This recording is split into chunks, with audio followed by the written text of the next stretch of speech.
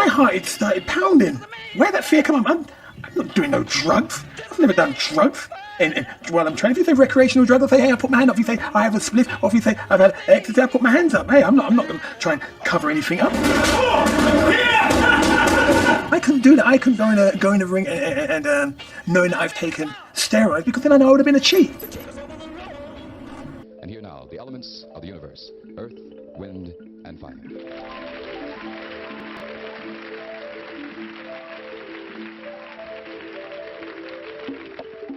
What's up, everybody? How you doing? Well, it looks like Benn Eubank has been called off. Second generation, not Benn Eubank 3. A fight which would be probably more competitive than this botched fight. So Nigel Benn Jr., Conor Benn, he has tested positive for some type of fertility drug, I guess. But what does that really mean, you know? They're talking about like samples, wait for the B sample to be tested, and maybe he will be exonerated. But things like Eddie Hearn and Dunn, they've been knowing about this, you know, and they probably should have everybody informed. But it seems like Eddie Hearn says Sauerland on them. Eubank's team, they were notified, and I don't know, man, what they tried to pull here, man. Maybe put a commission on, you know, put him on the spot with a couple of days to go. Like when Eddie Hearn says everybody was notified, is he also talking about the commission? But maybe I'm like just clueless. Maybe it's just the two fighters parties that were aware of this failed test. I mean, it's not crazy to assume like that this guy tried to do something to I don't know, perform more efficiently at a higher weight, I guess, or is it really just about this jump in weight? You know, when we talk about steroid abuse, or I don't know if steroids and performance enhancers. Maybe this guy has been on stuff, you know, because I heard Chris Van Heerden talk about like now he's questioning, like he's been in with Spence and Ennis and Conor Benn, I guess, like hurt him.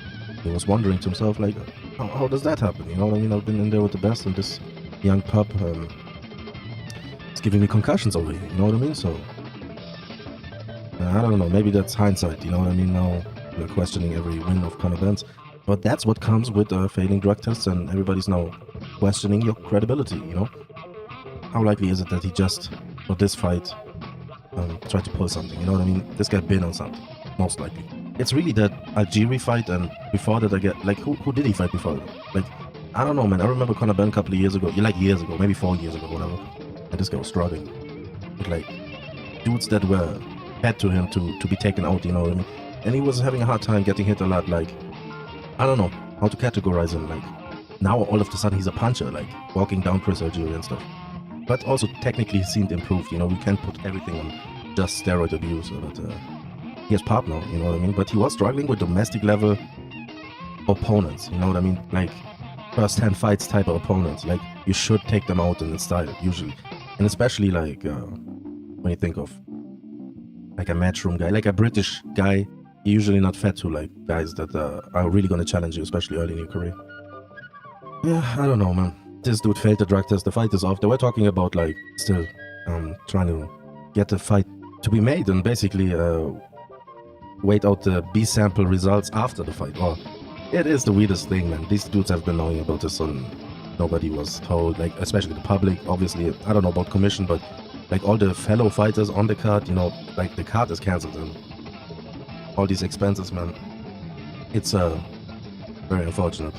Chris Eubank Sr., he has been calling for people to boycott the fight, and I guess he was very worried about his about the prospect of Chris Jr. basically having to make a weight he hadn't made since he was a teenager, I guess, 18-year-old or whatever, you know what I mean? Like, this guy's fighting at 160 and even at 168. But I would say he's more likely a natural middleweight. But he also isn't like the biggest middleweight at the same time, you know? He's like an old school middleweight, like Marvin Hagler. Yeah, I don't know why that's funny, but I laughed. Yeah, Chris, I guess like the catch weight he had to make was 157. And Chris Eubank Sr. wasn't happy about that, I guess. Like Chris Jr. said something about Chris Sr. wanting the fight to be marinated a little longer, you know? maybe that is actually reasonable. But then thinking of Chris Jr. being already 32, Conor Benn is 25. He's at welterweight. Could he, mature to a higher weight where the matchup would be a little bit more natural? Then now, like, Benn going for like that crazy two-weight division feat, that usually doesn't really work out. We've seen lightweights go to welterweight and get, like special lightweights go to welterweight and not look as phenomenal, I guess, you know what I mean? Like Shane Mosley struggled with Forrest and Winker. Maybe there was more style, He did capture the welterweight title, I believe, by beating De La Hoya. Yeah, but he wasn't the same at welterweight. And Duran wasn't the same at welterweight. Mikey Garcia wasn't the same at welterweight. Like, usually it doesn't work out, Maybe more appropriate, Calbrook going up to fight Golovkin, Khan, Canelo. Yeah, usually it doesn't work out. Ben is young, so that's probably more in his favor, I guess, for attempting something like that. And a lot of times, like, youth will overcome. There's a guy that's maybe not as into boxing anymore, at 32. He hasn't chased the goals. Or his aspirations were never as lofty as his father's. Or even his father was this. Like, if you watch that little round table they had, the gloves are off for the super middleweights. Chris Eubank Sr. was very open about admitting that he'd never looked to be the best, which is ironic, since I believe his theme was simply the best. But anyway, was that his nickname? He said, or he admitted that he was okay with just being one of the best. Never wanted to go to America to chase guys like Roy Jones or James Toney. That was suicide missions, as he put it. So IBO type of reign, that's probably Eubank Jr.'s level, and he's cool with it. Maybe that's a ploy, man. Fuck the Eubanks over, you know what I mean? Eddie Hearn, like, remember the whole Lost Pen thing? Like, when Calbrook fought Triple G, he actually replaced Chris Eubank Jr., I believe, I believe Eddie Hearn was trying to make that fight before Eubank Jr., quote-unquote, lost the pen to sign the contract, So Calbrook stepped in, but also there was a little bit of clout chasing, because he couldn't get that Amir Khan fight. Amir Khan couldn't get Mayweather, so he took Canelo. Calbrook couldn't get Amir Khan, so he took Triple G, And Chris Eubank Jr. tried to go the IBO route, bring a little bit of prestige to that belt. When Chris Eubank Jr., even like when we talk about like the trash talk, there was a sense of big brothering. It was actually pretty entertaining, to see Chris Eubank Jr. blossom. He was never really the trash talking type. I guess maybe that was like, he was under that helm of Senior, so it was more reined in, I guess, the personality. But Chris Eubank Senior hasn't been involved in the pre-fight hoopla, so we got to see a little bit more of Junior. And Junior doing all right, It was selling that fight, emphasis on not having to prepare at 100%, he just needs 60. Because, so the biggest challenge in his mind was the weight, or at least that's what he tried to give the impression of. He talked about, like, Conor not really having the experience, obviously he doesn't, and the biggest stage, 20,000 arenas, and that's like the norm. His living room, that's his comfort zone. That's what he said, Chris Jr. So he did fight James DeGale, he did fight George Groves, he did fight Billy Joe Saunders, so we can't take that away from him. Like, even if he isn't a world champion or has never been, he has mixed it with class opponents, DeGale, granted, shadow of his former self, but still, he beat the brakes of DeGale. I don't even know, did he stop him? He might have stopped him. Saunders, he kind of got schooled in that fight, but Saunders kind of gassed. These are big guys, Groves, like even Saunders, he's not a small guy. Although he's also not really a super middleweight. I think he's a middleweight that's pudgy. Skill for skill, who would be the better fighter of the two, I think just the matchup, like even with the PED bonus, Benn would probably look for a knockout in that fight, Try to catch the older guy on the chin early or something. And even for a late push, if he's on gear, he probably would be confident even in the gas tank, you know what I mean? Like, Eubank is the older guy trying to make it overweight, and he hasn't been really fighting the way he fought back in the day. And even Roy Jones Jr. talked about, like, Eubank boxing and stuff. I've seen that Liam Williams fight, and early he did really well. And in a sense, I feel like it was a little overvalued, and maybe Williams also really underperformed in that fight. Because, like, Eubank boxed. Was he throwing combinations, like, while boxing? I believe he fought like a one-handed bandit, man. He was using his jab very well and effectively, He was dropping Williams and hurting him with the jab, so he stuck by that, But it seemed like he ran out of ideas, like, going into the later rounds, and maybe that fight got a little bit more competitive than it should have been, and maybe there were opportunities, like, it seemed like there was a gap, Like, Eubank seemed like the better fighter, but he wasn't able to really, didn't also seem interested, in really closing the show. I don't know, he stuck to a game plan, I guess. Roy Jones wanted him to box, and that's what he did, and he won a white decision, and dropped William Sabanchita. He was a different fighter back in the day, you know?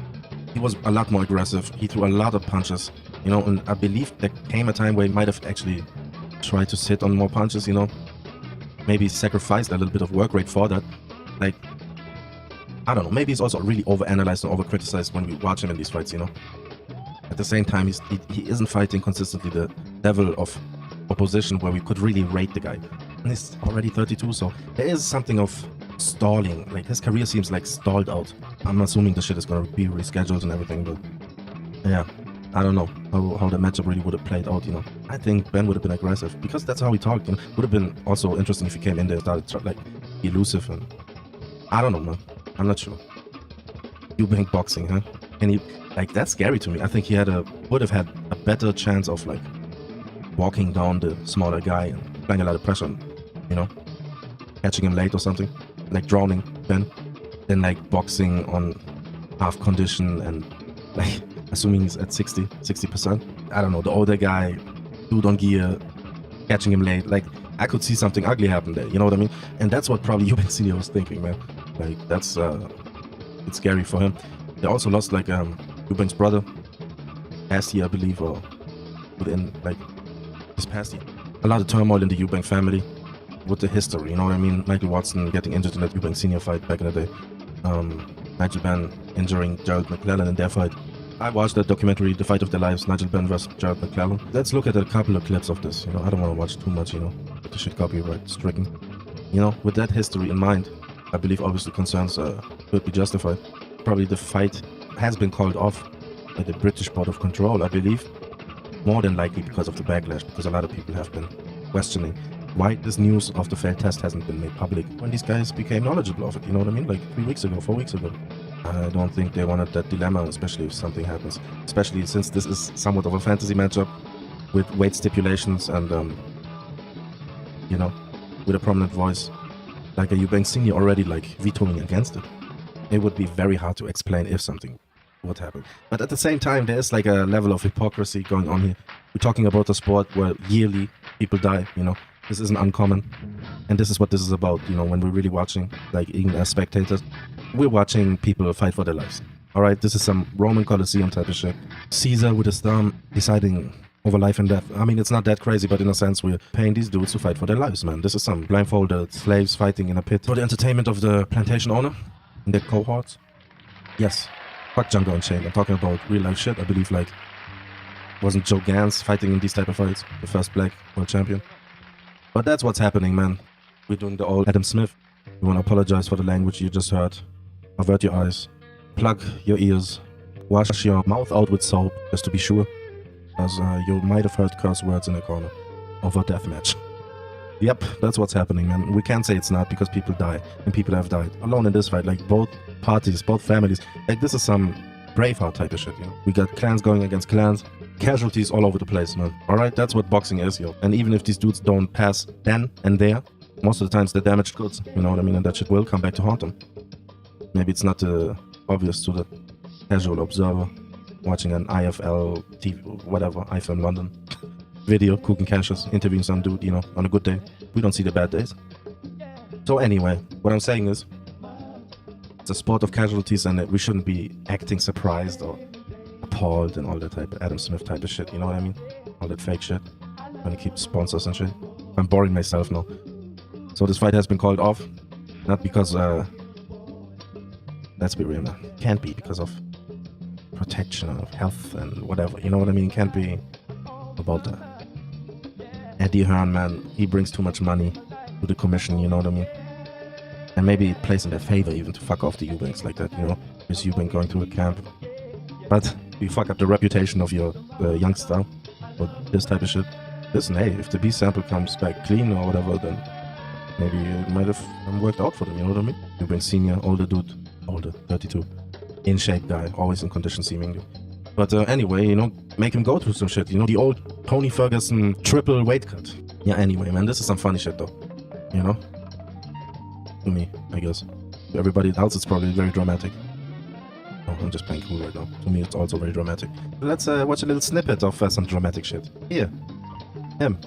Getting all teary-eyed. I almost cried, he said, you know? Because he was criticizing Ferdy Pacheco, calling Gerald McClellan a quitter. Because Nigel Benn took his soul. Took his whole soul away. Took his heart. Bad Jim Watt. Il cligne des yeux. Tout le monde peut avoir des déclinements des yeux ou boxer la bouche ouverte, mais c'est pas un critère pour arrêter un combat. Ce n'est pas possible. He should have been pulled out. Come on, for God's sake. But the coach who had treated Gerald like a son blames only one person. The champion, who sacked him. He was virtually on his own over there, making his own decisions, doing his thing. But that's a decision that he had made. And therefore, when he had problems in his fight and he come back to his corner, he's looking at Stan Johnson, and they're looking at him because, Gerald, you're supposed to tell us what to do. That's what we're trying to prevent by not having this fight, I guess. I believe we're making more out of it than it probably is. Like, everybody's on steroids when we're real. Like, all these dudes are on steroids, probably. Like, Eubank Jr. is probably on steroids. He's a better cheater than Benn, I guess. But this is the end product, you know? I heard Roy Jones Jr. talk about, like, how McLaren was a guy that, I believe he beat Roy in the amateurs. And that was a pretty anticipated fight, I guess, at one point. And Roy didn't really want to fight Jared McLaren. I guess he was also friends with the guy. And also Roy Jones Jr. didn't want to travel, I guess, because he saw what happened to Jared McLaren when he fought Nigel Benn. I mean, yeah, they were unprepared when it comes to, like, the safety measures. Receiving oxygen immediately and immediately being stretched out, having, like, medical team there and that type of thing, you know what I mean? That was obviously lacking at the time of Ben McClellan. But Roy, he didn't want to travel, he didn't want to fight out of the States because shit like this can happen to you besides getting robbed. I guess that was his excuse for not fighting or traveling to Germany to fight Michalczewski.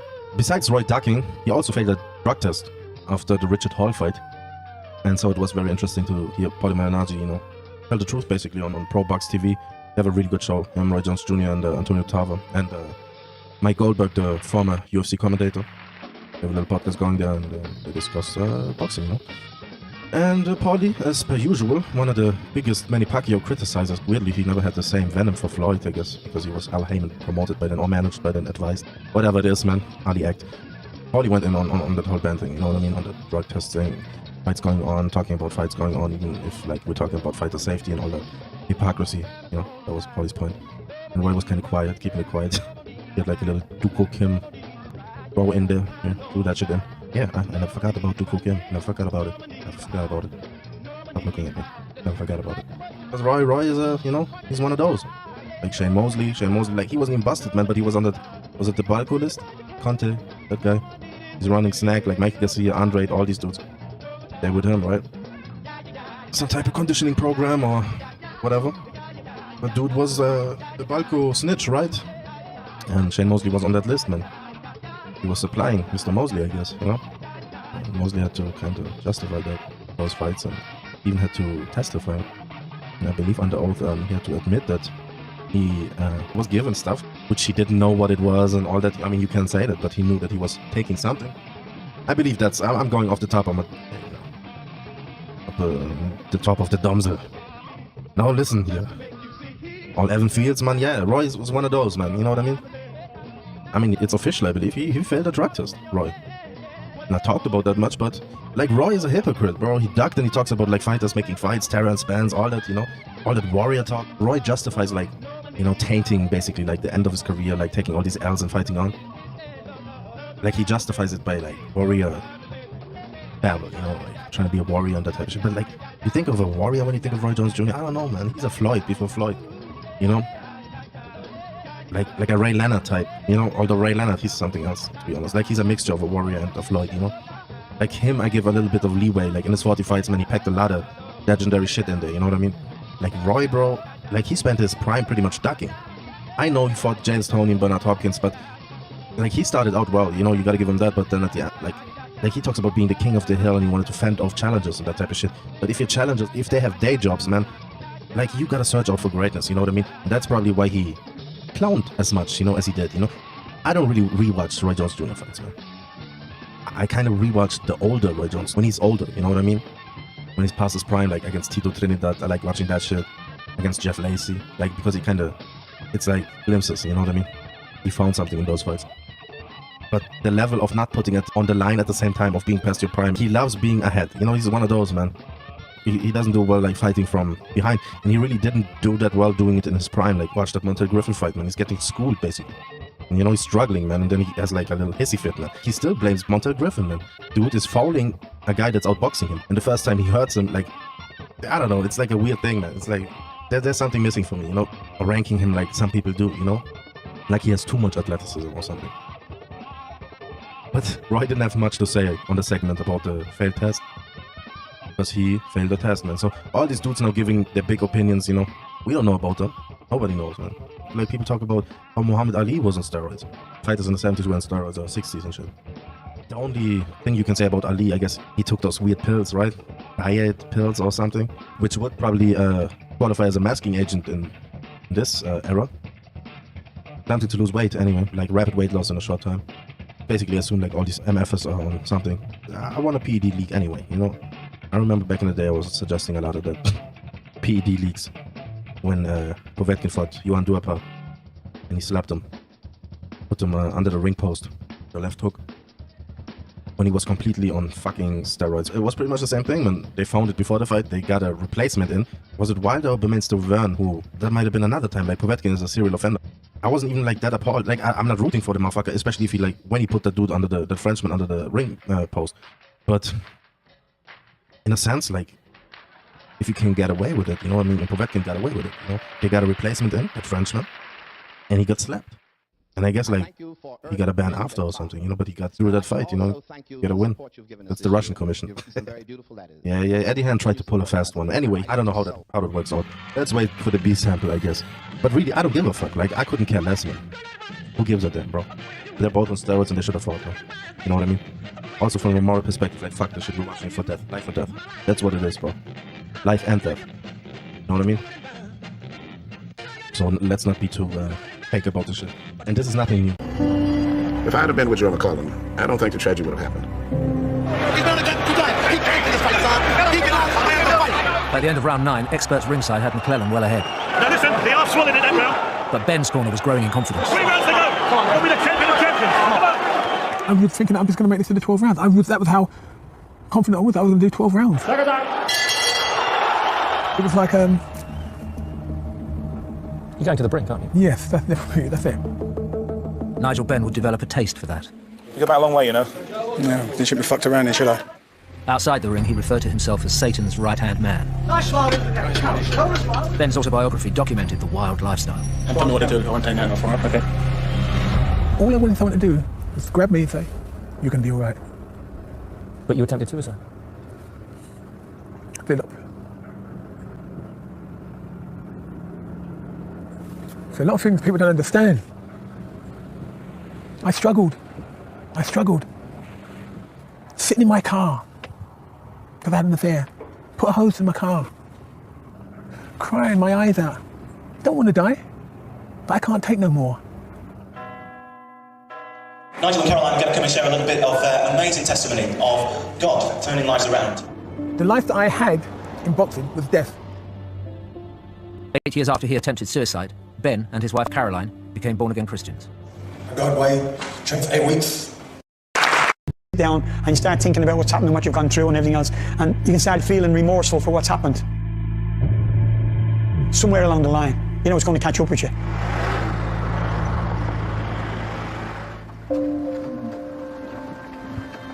In February 2007, Nigel Benn returned to London for his first meeting with Gerald McClellan since the fight. Benn had organised a fundraising dinner for his former opponent. Despite 12 years of animosity, Lisa McClellan was persuaded to make the trip with Gerald. I know there was a lot of resentment, hatred, whatever you want to call it, and I just feel that I have to ask them for forgiveness. That's what I just feel in my heart. I feel that in my heart. Are you cool? Before the official function, there would be a private reunion.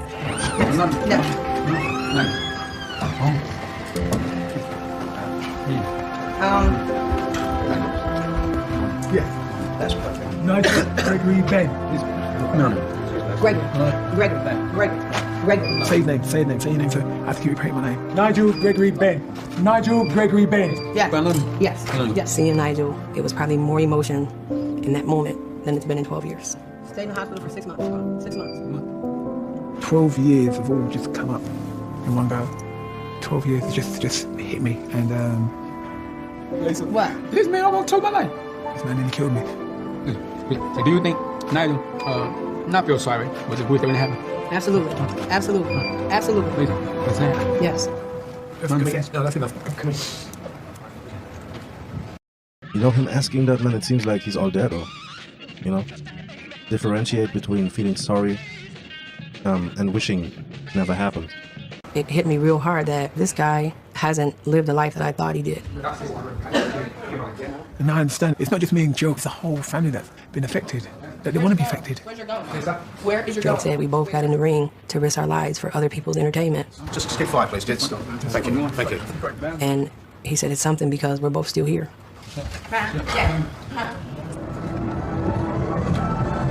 Fundraiser, baby. Yeah. Yeah. Yeah, you looking fine, too. My hands? Yeah, you fine. Huh? You fast handsome. Ladies and gentlemen, but we are very, very proud and honoured that we managed to achieve this. And we now have Gerald McClellan being brought into the room with Nigel Benn. Benn's tribute to McClellan raised £200,000. He's going to count him out. How can anybody say they quit? I've been a liar, I've been a thief, I've been everything. But I've never ever taken any anabolic steroid while I've been boxing. Makes me want to cry, that. Yeah, there you go. Not just been denying some stuff here, huh? Let's listen, I guess. I'm not alleging. You know? Let the record speak for itself.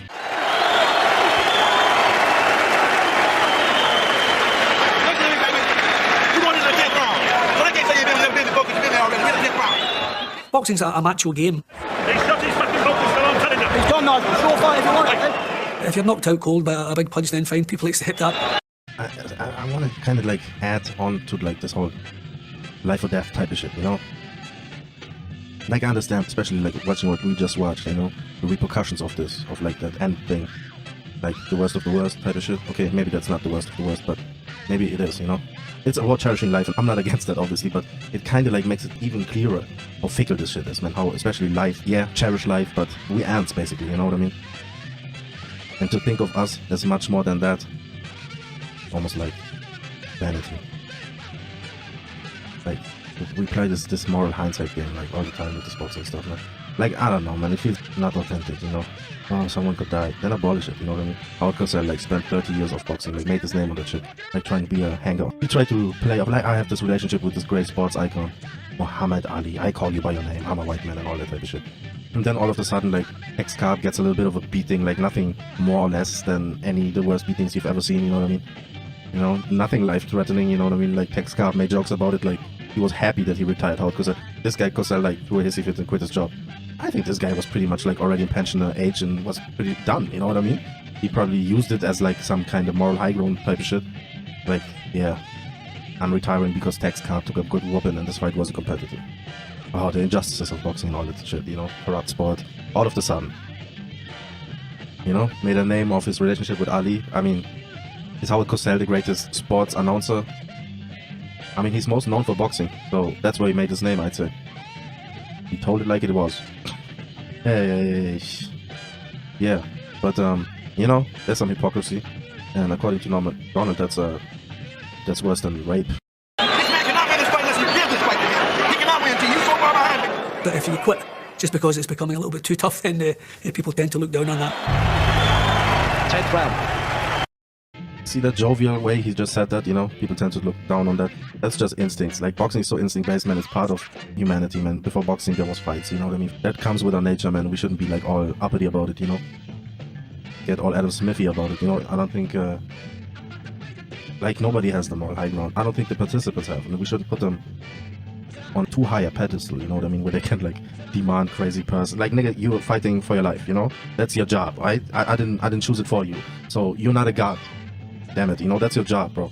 You're paid to train and fight for your life. That's what you do. You know, and I shouldn't be put in a position where I feel somehow sorry for you. It's in our nature to find it interesting. It's in our nature to fight, you know? It's like, it fits like a glove, man. All that shedding of barbarism, man, that's like making the funk, basically, you know? I'm not saying go backwards, but how do we know it's backwards, though, you know? I'm saying, like, let's go back to living in caves and hunting for women. Like, I mean, like in a club type of way, you know? Ooga ooga, you're my woman now. Clubbing her, dragging her back to your cave type of shit. Okay, okie doke. Early in the 10th, punches were exchanged. and McClellan put his hand up to his left eye, as if there was a cut, but there wasn't.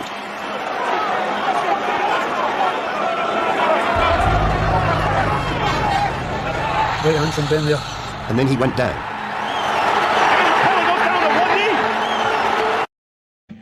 I've heard a guy, Showbiz, I mean, if you're on boxing and everything on YouTube, you know the guy. And he was, he said it a couple of times, like watching fights. Like, he's shaking his head. It seems like a marble is loose in his head or something. Like, that's how I'm interpreting it. But he was saying something like about, like, see how he's like wiping his eye as if there was a cut and there was no cut? So he's feeling something in his head, like brain fluid is moving and shit. And that's how he was like basically analyzing it. But that's how you really watch boxing, and that's how you learn. Like, I feel like I know more, like as far as science, when a fighter's in trouble, you know what I mean, than some refs, man. I don't know. I don't want to be like that, but like for real, like you gain experience just by watching, you know what I mean? And I don't know if like a boxer could, or maybe they could. Like, watch Emmanuel Augustus fighting Ray Oliveira, and you see a guy like getting concerned for his opponent. And yeah, I mean, I got uppity there for a second, yeah. Trying to pull rank on fucking fighters. You can't sense when a fighter's hurt. Like, fighters are feeling ripple effects in their brain and shit, and like shit that's not happening to our eye as the observers, but it's happening in their brain, you know what I mean? Like, watch Wilfred Benitez, like, from early on in his career, like the way he reacted to getting hurt, the way he would like start rolling his neck, like he would really, I don't know, man. Like, he started losing kind of control of his limbs, like shaking out his legs while rolling his neck immediately after like getting up after a knockdown, you know what I mean? Going into weird spasms. Then just watch the way he gets knocked out by Matthew Hilton. And you know the type of shit is connected, you know what I mean? Something that like lose pretty much early on in his career, and that shit like accumulated, and then that shit like, I don't know how the brain is like set up to imagine this shit, but like some cables like ripping. That's what I imagine, you know what I mean? But dude like was gargoyled before getting knocked out, you know, and the attack was something like almost got statued, like he got knocked into retardation, bro. I can't put it any other way, man. And that's also like with all the respect to the guy in his current condition, but if you watch that fight and what happened after, you know what I mean? I think that shit's pretty accurate, you know what I mean? Like, that was the end result of something getting knocked loose years before, but that was some crazy shit, bro. The way he got knocked out in that fight was crazy. I don't know what point I'm trying to make, but yeah. That is the strangest knockdown I've seen. It came out of nowhere. He gets up at 7. All the swallowed in the previous round. This is great signs for Nigel Benn. You can see he got hit with 2 bullshit punches and he went to his knee. He got hit with another bullshit punch and he went to his knee. He goes down again. What's hurting him? Something is hurting him.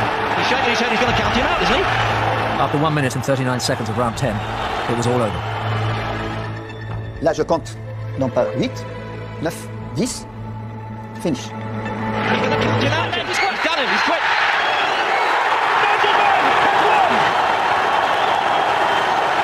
The experts were unanimous in their verdict. I can't believe that. I've never seen a guy quit in the corner like that. What was that? We were looking at a fighter who had decided to go onto one knee and not carry on with the battle. That suggests that he's decided to quit. Knowing my brother, he would have never quit. Suddenly the chin could still kick the punches, but the heart could not. There wasn't an ounce of energy left in him. How can anybody say that he quit? That's shocking. It almost makes me want to cry, that. Honestly. I can't regret what I said, because you're dealing in split seconds. You're dealing with the atmosphere, the excitement, a fight that you want your homeboy to. I think Barry McQuiggan also killed the guy in the ring, so they're trying to make fun of him. Just remember the way he said that, you know. The one that looks like he's losing and he turns it all around and wins the fight. And the next words out of his mouth was, "Johnny, get the stool. Johnny, get the stool." And before Johnny could get the stool, Gerald stood on the apron of the rope. And I squirted water on the top of his head, and he looked up at me and said, "Man, that water you squirted on my head feel like that shit running inside of my head." See, that's pretty much what I was talking about. This guy's basically a minstrel show of a con man, you know what I mean? You hear how he just performed that shit? Like, not the first time he told that story, you know? But running inside of his head, you know? That's crazy.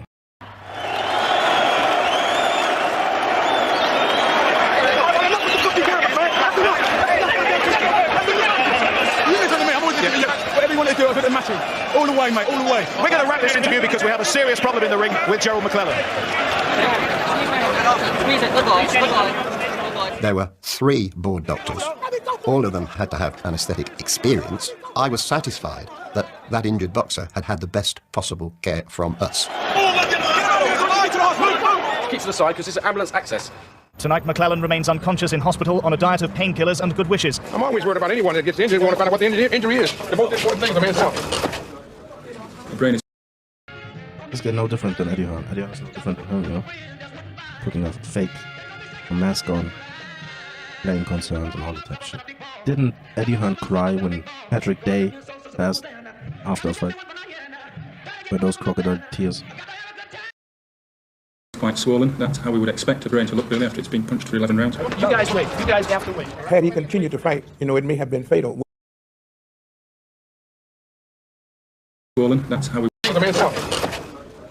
The brain is quite swollen. That's how we would expect a brain to look really after it's been punched for 11 rounds. You guys wait. You guys have to wait. Had he... So what? Abolish the sport? Yeah? I think we should come to grips with our mortality.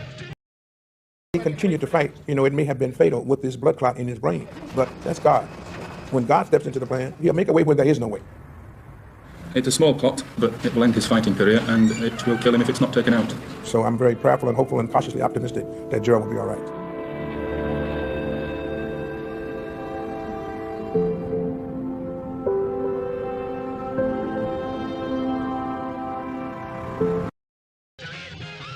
Safe to say that the doctor is not a boxing fan.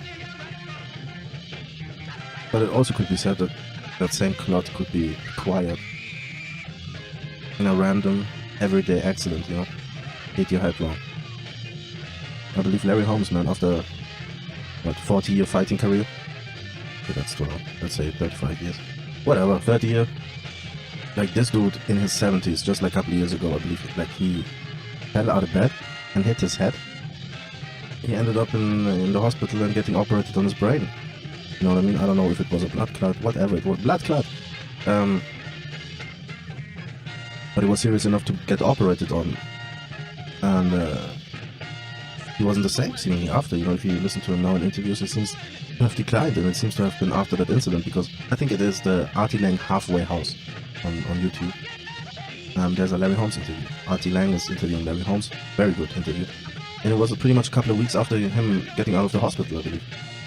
And he wasn't, like, you could tell he was a little, he was doing alright in the interview. But he has declined since. And that could be old age, but it seems like a little suspicious, you know. I think could have something to do with that. But what I'm trying to say, you know, guy got hit by Ernie Shaver, supposedly the hardest puncher, just in peace, supposedly the hardest puncher of all time. Knocked down, finished the fight. Got hurt a bunch of times in his career, you know what I mean? And then it ends up like just falling out of the bed, and that's enough to do some serious damage, you know what I mean? Next time y'all come through, we fucking y'all up.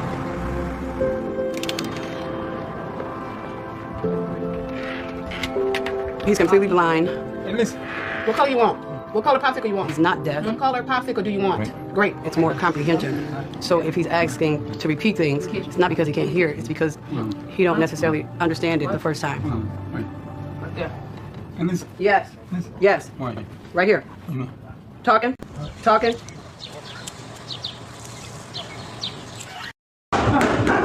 And my heart, it started pounding. Where did that fear come up? I'm not doing no drugs. I've never done drugs. And while I'm training, if you say recreational drugs, I say, hey, I put my hand up. If you say, I have a split, or if you say, I've had ecstasy, I put my hands up. Hey, I'm not going to try and cover anything up.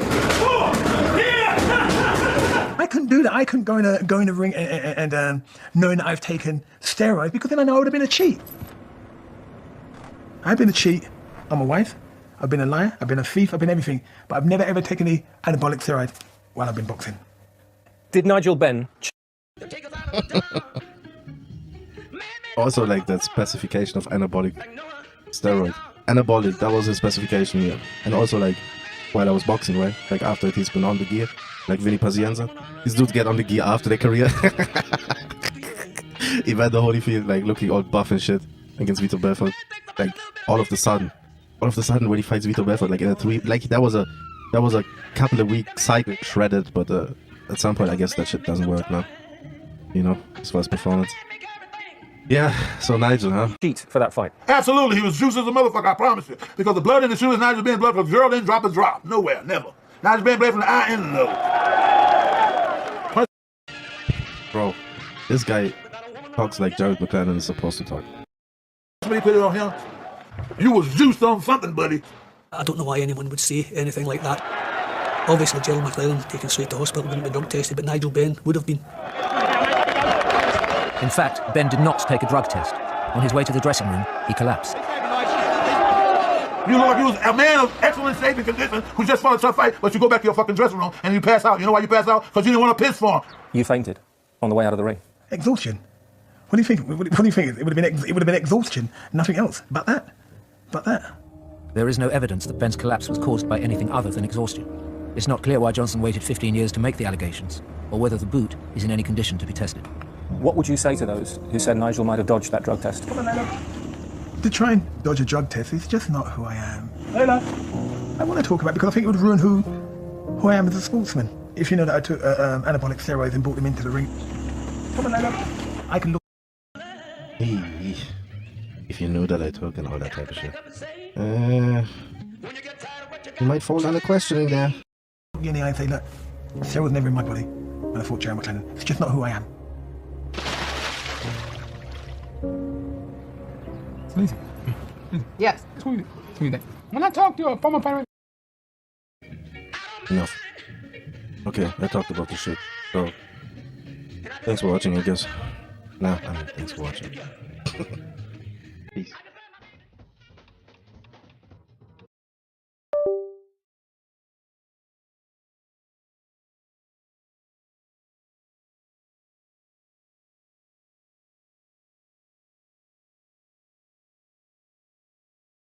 Thank you.